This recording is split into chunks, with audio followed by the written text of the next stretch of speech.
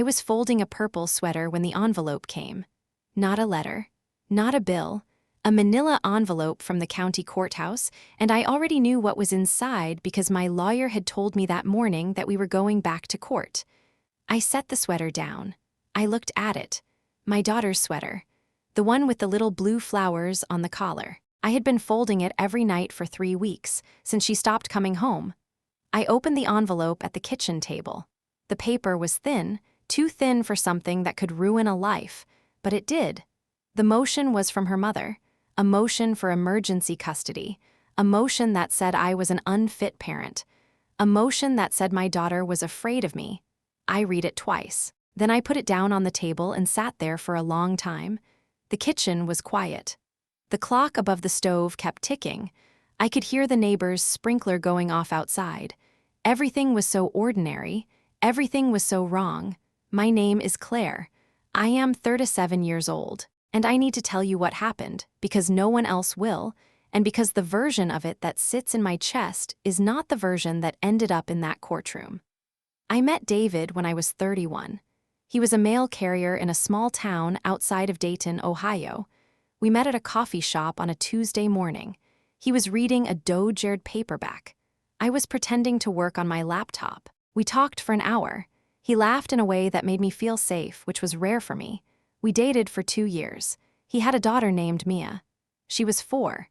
She had big brown eyes and a gap where her front tooth used to be, and she would climb onto his shoulders at the grocery store and reach for the cereal on the top shelf. I fell in love with her the way you fall in love with a sound. The sound of her laughing. The sound of her little feet on the hardwood floor when she ran to the door when he picked her up. David and I married on a Saturday in June. It was small. His mother was there. Mia was the flower girl. She kept dropping the petals and giggling. David's mother, Helen, held my hand during the vows and whispered, "This is the right thing?" I thought it was. I thought we were building something. For 2 years, I was Mia's mother. Not by law, not by paper, but in every way that mattered. I made her lunch. I sat on the floor with her and colored. I helped her with her homework. I was the one she ran to when she scraped her knee. I was the one who held her during thunderstorms. I knew her favorite flavor of ice cream. I knew she was afraid of the garbage truck. I knew she whispered to her stuffed rabbit every night before bed. David worked long hours. He was tired. He was a good man, but he was tired and he was not always present, and so the house fell to me. I did not mind. I wanted it. I wanted the ordinary. I wanted to be the woman who made the breakfasts and packed the backpacks and signed the permission slips. And for a while, that was enough. Then David's job changed. He started working evenings. Route changes.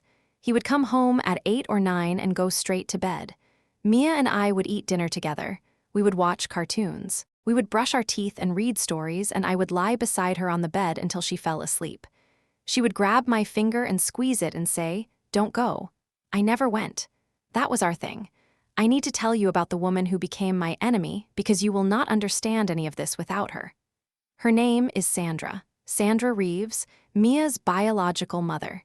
She lives in Columbus now. She moved there when Mia was 2. She did not want to raise her. She told David she was not ready. She told him she needed time. She told him she would be back. She was not back. Not for years. Not until Mia was almost 5 and Sandra decided she wanted her. I met Sandra once. At a birthday Y for one of Mia's classmates. She stood by the punch bowl with a glass in her hand, and she looked at me the way you look at furniture. Like I was something that had been placed in the wrong room. She said, "I'm Mia's mom." I said, "I know." She said, "Good." And then she walked away. That was the last time I saw her in person. After that, everything was phone calls, emails, texts. She wanted visitation. David agreed. He thought it was the right thing. He thought Mia deserved a relationship with her biological mother. I did not argue. I should have. But I did not want to be the woman who kept a child from her mother. That felt selfish. That felt cruel. So we started the visits.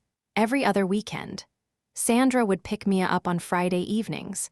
Mia would come back on Sunday nights. She would walk through the door with her backpack and her little stuffed rabbit, and she would say, "Mom, guess what?" And I would guess.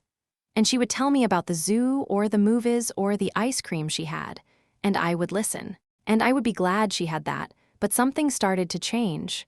Mia stopped talking about Sandra, not because she did not see her, but because she stopped asking about her. The questions stopped. The stories stopped. She would come home and say nothing, and I thought it was normal. Kids get quiet. Kids go through phases. But then I noticed other things. She started flinching when I raised my voice. Even if I was not raising my voice. Even if I was just calling her name from the kitchen. She would flinch. She would look at me like she was waiting for something to happen. I told myself she was picking it up from Sandra. Kids mirror what they see. It was a thing. I read about it. I told David. He said, she's just adjusting. But I kept watching. One night I was washing dishes and Mia was sitting at the table doing a drawing. She was using crayons. She was very focused. She did not usually draw. She liked puzzles and books. But that night she was drawing, and when I dried my hands and looked over, she had drawn a house. A big house with a yellow roof, and next to the house she had drawn a woman. A stick figure with long hair. And the woman was very small, and the woman was standing far away from the house. I said, "Who's that?" She looked at me. She did not answer. I said, "Is that Mommy?" She said, "No." I said, "Then who is it?" She said, "Nobody." And then she took the crayon and scribbled over the woman. She erased her, like she did not want me to see her. I should have asked her why. I should have sat down and asked her what she was afraid of. But I did not, because I told myself she was 5. Because I told myself kids say things they do not mean. Because I told myself if I pushed too hard, she would shut down completely. So I let it go. And I should not have. The first real crack came 6 months later. David came home one evening and he was quiet. Not his usual tired quiet. A different kind, a careful kind. He sat at the table and he did not eat his dinner. He stared at his plate. And finally he said, "Sandra filed for custody." I stopped chewing. He said, "She's saying you're unfit. She's saying you've been harming Mia. She has a report from a therapist. She says Mia told the therapist that you hit her." The kitchen went cold, not the temperature, the feeling. The whole room turned into something I could not breathe in. I said, "That's not true." He said, "I know, but we have to go to court." I said, "What did Mia say?" He did not answer. And that was the first time I understood that something had already started, that the story was already being written, and I was not the one holding the pen. The next few weeks were the worst of my life. Sandra had hired a lawyer, a sharp one, from Columbus. He was aggressive and thorough, and he had a file that was thick with what looked like evidence. Therapist notes, school reports, a police report that I had never heard of. A complaint filed with child services that I had never seen. I did not hit Mia. I never hit Mia. I never raised my voice to her in anger. I never grabbed her. I never did any of the things that report said I did, but the report was there. It was in the file. And when my lawyer read it, she looked at me with a face I will never forget. Not doubt, not accusation, just the quiet understanding that the damage was already done. The hearing was set for a Thursday in October. I remember because it was the week of Mia's birthday. She was turning 6. I had planned a why. We were going to have cupcakes with purple frosting because purple was her favorite color. I had bought the plates and the napkins. They were still in the cabinet when I left for court. I drove to the courthouse that morning and the parking lot was half empty. The building was old. The hallways smelled like cleaning product and old carpet. I sat in the waiting room with my lawyer, Elaine, and we did not talk. We just waited. When they called my name, I stood up and my legs were shaking. Not from fear. From the weight of it, everything I had done, everything I had been, all of it reduced to a number on a docket sheet. The courtroom was small. The judge was a woman named Honorable Patricia Briggs. She had gray hair and reading glasses, and she looked at me the way you look at a case file. Not at me, at the words on the page. Sandra's lawyer presented first. He laid out the allegations. He read from the therapist's notes. He read from the school counselor's report. He showed photographs of Mia's arm with a mark on it, and he said, "The child was seen with this bruise on October 3rd. I said, "That was a scrape from the playground." He said, "The child described it differently." The judge looked at me. She said, "Miss Ellison, do you have a response?" I opened my mouth. I could not speak, not because I was lying, because I could not believe what I was hearing, because the story they were telling was so far from my life that I did not know how to correct it. I said, I have been Mia's mother for 3 years. I have never hurt her. I have never raised my hand to her, not once. Sandra's lawyer leaned forward. He said, the child has told us otherwise. The room was silent. I could hear the clock. I could hear someone shifting in the back row. Then Sandra's lawyer called the therapist. Her name was Dr. Karen Whitfield. She was a child psychologist from Columbus. She sat on the stand, and she read her notes in a calm, professional voice. She said that Mia had disclosed during a session that her stepmother had hit her on multiple occasions. She said Mia had described being afraid to go to bed. She said Mia had drawn pictures of a woman with a raised hand. I looked at Mia's lawyer. I wanted to stand up and say, that is not what happened, but I was not allowed to. I was not allowed to speak. I was not allowed to explain. I was sitting there like a defendant, like I was already guilty. Elaine objected. She said the therapist's notes were hearsay. She said the sessions were not recorded. The judge sustained the objection, but it did not matter. The damage was done. The words were in the air. When Dr. Whitfield was done, the judge turned to me. She said, Miss Ellison, you may respond. I said, I want to know when Mia told this to Dr. Whitfield. I want to know what questions were asked. I want to know if anyone coached her. The judge said, that is not relevant to the immediate question. The immediate question was whether I was fit to have custody, and I was sitting in a room full of people who had already decided. I lost that hearing. The judge ordered supervised visitation. Mia was to stay with Sandra. I was allowed 2 hours a week in a supervised setting. A social worker named Tommy would be present. I could not hold Mia. I could not put her to bed. I could not do any of the things I had done every single day for 3 years. I drove home that night and I sat in the driveway and I did not go inside. I just sat there. The porch light was on because I had forgotten to turn it off. Inside, Mia's backpack was still by the door. Her stuffed rabbit was on the couch. The purple plates were in the cabinet. I went inside. I picked up the stuffed rabbit. It smelled like her, like strawberry shampoo and the laundry detergent I used. I held it against my chest and I cried in a way that I had not cried since I was a child. The next few months were a slow dying. I saw Mia every Wednesday and Saturday. 2 hours. A plastic table in a room with a window. Tommy sat across from us and watched. Mia would draw, she would color, she would tell me about her week. But she did not look at me the way she used to. She looked through me, like I was glass. One Wednesday, she handed me a drawing. It was a house with a yellow roof, and next to the house was a woman, a stick figure with long hair. And the woman was very small, and the woman was standing far away from the house. I stared at it. I said, who drew this? Mia said, I did. I said, why is the woman so small? She did not answer. I said, is this me? She looked at me. She said, no, that's not you.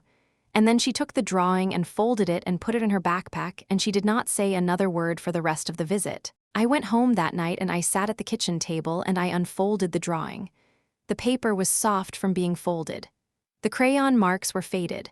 I looked at that tiny woman standing far away from the house and I thought, she is not drawing me.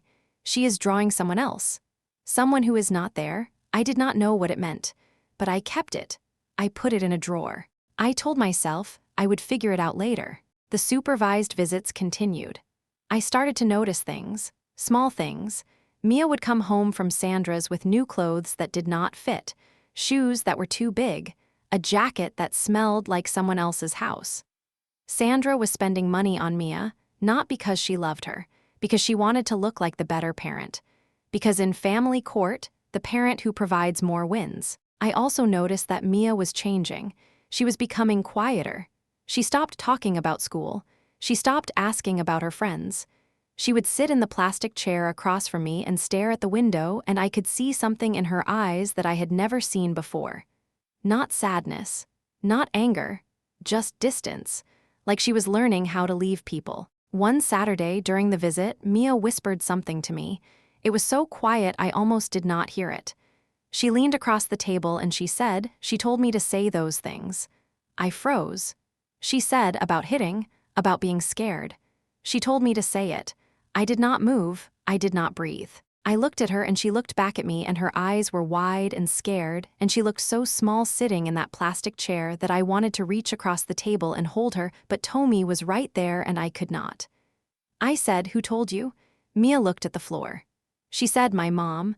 I said, "Sandra?" She nodded. I said, "What did she say?" Mia said, "She said if I told the doctor what she said then I could stay with her. She said I wouldn't have to go back to the bad house." The bad house. She meant my house. My home. The place where she had eaten breakfast with me every morning for 3 years. The place where I had read her stories and brushed her teeth and held her during thunderstorms. I sat there for a long time after she said it. Tommy was writing something in her notebook. The clock on the wall ticked, and I understood. Sandra had coached her. She had taken a 5-year-old and told her to lie. She had turned her own daughter into evidence. That night I called Elaine. I was shaking. Elaine listened. She said, "We need to get that recorded. Do you have any way to prove she said it?" I said, "Tommy was right there. She heard it." Elaine said, "Then we subpoena her testimony. We bring her to the next hearing. We make her say it under oath."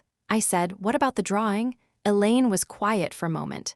She said, "What drawing?" I told her about the house with the yellow roof, the tiny woman standing far away.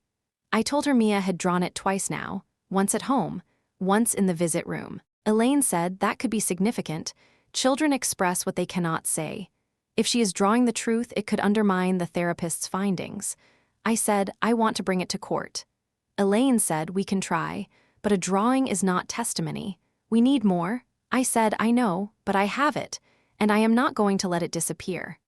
The next hearing was in January, cold outside. The courthouse was the same. I wore a blue sweater. It was the same sweater I had been folding the night the first envelope came. It still smelled like Mia's laundry detergent because I had washed it that morning and I could not stop. The hearing was different this time. Sandra's lawyer had added new claims. He said I had been emotionally abusive. He said I had isolated Mia from her biological family. He said I had prevented Mia from seeing her mother. All of it was lies, but lies do not need to be true in court. They just need to be said. Elaine fought back. She subpoenaed Dr. Whitfield again. She questioned her about the sessions. She asked if Mia had been asked leading questions. Dr. Whitfield said no. She said the disclosures were spontaneous. She said the drawings were consistent with a child who had experienced harm. Then Elaine did something. She brought in the drawing. She asked the judge if she could present it as evidence. The judge looked at it for a long time. It was the house with the yellow roof, the tiny woman far away. Elaine said, "Your Honor, this drawing was made by the child during a supervised visit. It is consistent across 2 sessions. The child drew this without prompting. We believe it reflects the child's perception of her living situation." Sandra's lawyer objected. He said it was not relevant. He said a child's drawing could not be used as evidence of parental fitness. The judge looked at the drawing again. She turned it over. She looked at the back, and that is when she saw it. There was writing on the back. Small, crayon, a child's handwriting. It said, "I miss her. She is not bad. She is my mom." The courtroom went quiet. Not the kind of quiet that happens when something loud occurs. The kind that happens when everyone in the room realizes they have been looking at the wrong thing. The judge set the drawing down. She looked at Sandra's lawyer. She looked at me. She looked at the drawing again. Sandra's lawyer stood up. He said, "This is irrelevant. The child is 5. She does not understand what she is writing." But Mia was 6, and she knew exactly what she was writing. Elaine asked if Mia could be brought in. The judge said yes. Mia was brought into the courtroom. She was small. She was wearing a purple coat. She was holding her stuffed rabbit. She looked at the room full of adults and she looked at me and she did not smile, but she did not look away. Elaine knelt down so she was at Mia's level. She said, "Sweetheart, did you draw this?" Mia looked at the drawing. She nodded. Elaine said, "What does it mean?" Mia looked at the tiny woman standing far away from the house. She said, "That's not my stepmom. That's my real mom, but she's far away, and I want her close." The room was silent. I could hear the clock. I could hear someone breathing. I could hear nothing at all. Elaine said, "Who is your real mom?" Mia looked at me. She said, "Claire." And she said it like it was the simplest thing in the world, like it was not a courtroom, like it was not a hearing, like it was just a fact. The way she would say, "I like purple," or "I want ice cream." Sandra's lawyer asked to recess. The judge denied it. She said, "We will continue," but something had shifted. You could feel it. The drawing was on the table. The words were in the air. And the story we had all been told was cracking open. The judge called a recess. I walked to the hallway and I pressed my back against the wall and I slid down to the floor. Elaine found me there. She sat down next to me. She did not say anything for a while. Then she said, "It is not over, but she sees it now." I said, "She sees what?" Elaine said, "The truth." When we went back in, the judge addressed Sandra's lawyer. She said, "I would like to see the therapist's original notes, not the summary, the original. I would also like a record of all communications between Miss Reeves and Dr. Whitfield prior to the initial sessions." Sandra's lawyer hesitated. He said, "Your Honor, those communications are privileged." The judge said, "I am ordering them disclosed." What happened next took another hour. The therapist's notes were brought in. They showed that Mia had initially described her home as safe, that she had said her stepmother was kind, that the first several sessions contained no allegations of abuse. Then, 2 weeks before the first hearing, the notes changed. The language shifted. Mia began using words she had never used before, words like scared and hit and don't, words that were not hers, words that had been planted. The judge read the notes. She read them slowly. She set them down. She looked at Sandra. She said, "Miss Reeves, did you discuss the case with Dr. Whitfield?" Sandra's lawyer objected. But Sandra spoke. She said, "No, I never talked to her about it." The judge looked at her for a long time. Then she said, "Miss Reeves, you are not required to answer, but I am noting your refusal to clarify." The hearing lasted another 2 hours. Elaine presented school records showing that Mia had never missed a day of school while living with me. She presented medical records showing no injuries. She presented the testimony of Mia's teacher, a woman named Mrs. Patterson, who said that Mia had never mentioned being hurt, who said that Mia talked about me every day, who said she calls her mom. She means Claire. The judge made her ruling that afternoon. She restored aisle custody. Supervised visits were lifted. I was allowed unsupervised time. Mia would split her time between Sandra and me, 50-50, week on, week off. It was not full custody. It was not justice. It was a compromise that left everyone half satisfied and fully wounded, but I got her back. I got to drive to the school and pick her up. I got to make the purple cupcakes. I got to read the bedtime stories. I got to hold her hand during thunderstorms, and she got to come home. The first night she came back to my house, she walked in and she stood in the hallway and she looked at everything. The pictures on the wall, the backpack by the door, the stuffed rabbit on the couch. She looked at all of it and she said, "It's the same." I said, "Of course it's the same." She said, "I know, I just needed to see it." I made her dinner, spaghetti. She ate it without talking and then she said, "Can I draw?" I said, "Yes." She got her crayons and she sat at the table and she drew. This time she drew a house with a yellow roof, and next to the house was a woman, a stick figure with short hair, and the woman was big, and the woman was close to the house, and the woman was holding the house. She did not tell me what it meant. She did not have to. I knew. I kept the first drawing. The one with the tiny woman standing far away. I put it in a frame. It sits on my dresser now. Every morning I see it when I wake up, and every morning it reminds me of the version of my life that almost won. Sandra still gets her weeks. Mia goes to her house on Tuesdays and Wednesdays. She comes home on Thursdays. Some nights she calls me from Sandra's and she tells me about her week. Some nights she does not call. Some nights she is quiet when she comes home, and I do not ask why. I do not know what Sandra tells her. I do not know what happens in that house. I have tried to ask Mia and she changes the subject. She says, "Can we play?" She says, "I'm hungry." She says, "I want to watch a movie." I let her, because that is what I learned from all of this. You can fight the system. You can fight the lies. You can fight for years and win, but you cannot fight the silence that comes after. You cannot fix the way a child looks at you when she is trying to figure out who to trust. You cannot undo the months of supervised visits where she learned to sit across from you and pretend she was not scared. I am still her mother. She still calls me mom. She still runs to the door when I pick her up. She still squeezes my finger at night and says, "Don't go." But some nights, I feel her let go a little, just enough for me to notice. I do not blame her. She was 5. She was told what to say by the person who was supposed to protect her. She did what children do. She believed the adult, and I believed the system would protect me. I believed that the truth would be enough. I believed that if I just stayed quiet and did the right things, the right people would see. They did, eventually, but the years I lost are still gone.